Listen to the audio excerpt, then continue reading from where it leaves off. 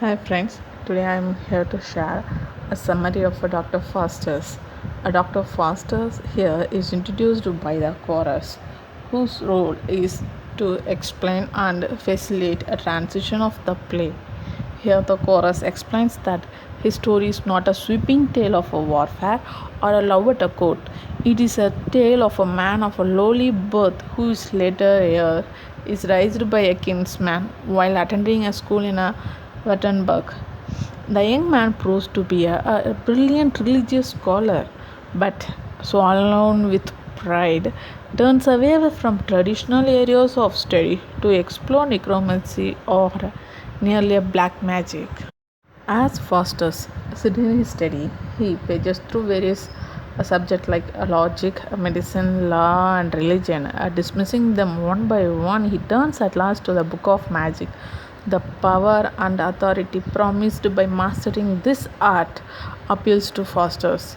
In spite of warning from a good angel that appears, he resolves to study magic. He engages his German friends Valdez and Cornelius to teach him all the basics he needs to know about the damned art of necromancy. Sometime later, in a demonstration of the conjuring skills, Faustus summons up the devil Mephistopheles. A Mephistopheles is the angel. Now it is actually a bad angel, but earlier time it was the angel with a god. When Lucifer made a mistake, Lucifer was thrown away from the heaven. With the Lucifer, this Mephistopheles also thrown out. Here, Mephistopheles explains all about the magic. Later, hearing everything from Mephistopheles, Faustus a risk to corrupt his soul. He then warns of the torments of hell that await him if he allies himself with Lucifer. Undaunted, Faustus sent the devil back to his master with an offer. The soul of Faustus in exchange for 24 years of service from Mephistopheles. In Act 2, Mephistopheles returns to Faustus with the news that Lucifer has agreed to the deal, provided Faustus will write and sign the deed for his soul in blood. Faustus proceeds as instructed, but the moment it is done, the words Homo Fuge appear like a brand on his arm, a Latin for fly, O man. They seem to be a warning.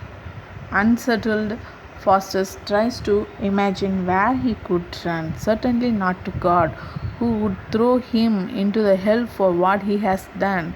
To distract Faustus and strengthen his determination, now Mephistopheles showers him with the rich gifts and devilish entertainment, and then provide all the books Faustus desires on spell and an incantation. A while later, Faustus wavers in his decision and considers renouncing magic and repenting. Then, recalling that he is most certainly damned already, he hardens his heart and begins questioning Mephistopheles on the nature and the movement of heavenly bodies. However, when he asks who made the world, the devil refuses to answer, stirring up Faustus' doubts once more. Just as the doctor calls upon Christ to save his soul, Lucifer appears accompanied by Beelzebub, his companion prince in hell, to draw Faustus back from the think of repentance. They appeal to his thirst for knowledge and enthrall him with the display of the seven deadly sins. In Act 3, Faustus has studied diligently and now uses his dark powers to travel to Rome, where he visits the Pope.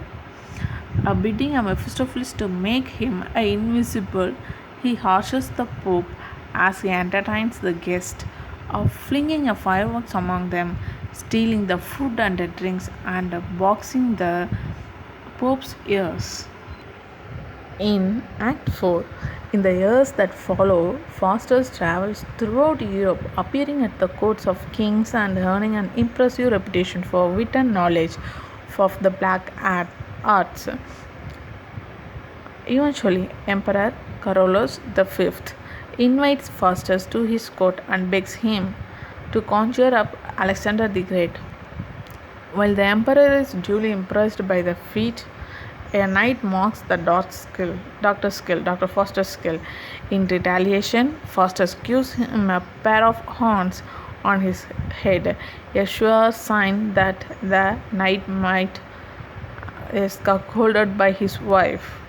Continuing his travel, Faustus performs a further feats of magic, including a dishonest and cruel prank on the horse dealer. Later, he entertains the Duke and the Duchess of Penholt at court by producing a grapes in winter.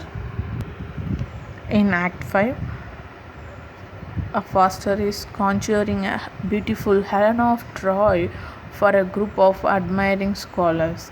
However, the 24 years allotted to be the doomed doctor are winding down, and soon it will be the time to forfeit his soul. An old man appears and begs him to repent and ask God's forgiveness. Though briefly tempted, Faustus instead reaffirms his vow to Lucifer in blood. Then, to fortify his resolve, Faustus asks Mephistopheles to summon back Helen of Troy to be his lover. During his final hours, Faustus reveals his fate to three fellow scholars. They implore him to call on God for help, but Faustus insists it is too late. He has rejected God and been in a pact with Lucifer for too long to expect mercy.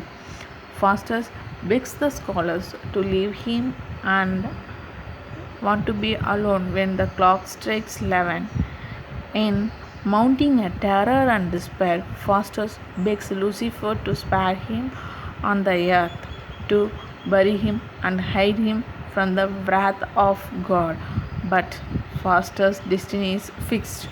The clock strikes 12 and Lucifer's minions appear in order to drag the doctor's soul off to hell. If you like the video, like it, share, comment, and without forgetting subscribe my channel. Thank you.